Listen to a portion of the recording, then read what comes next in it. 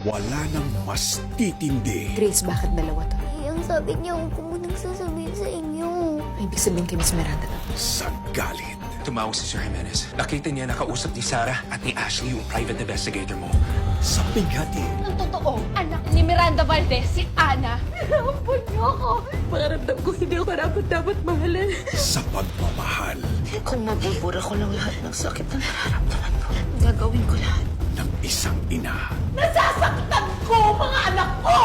Pero yung sakit nun, doble sa akin! Sa last 3 weeks, Nagsinungaling siya sa akin, pinaikot niya ako. Wala siyang kwentang magulang! Ingrata! Hindi ba basta ba't na may sakit siya? Anytime, pwede siyang mawala sa atin! magsisimula na ang wakas. Gagawin ko lahat para makahingi ng tawad. Saving Grace, the untold story, the last hope.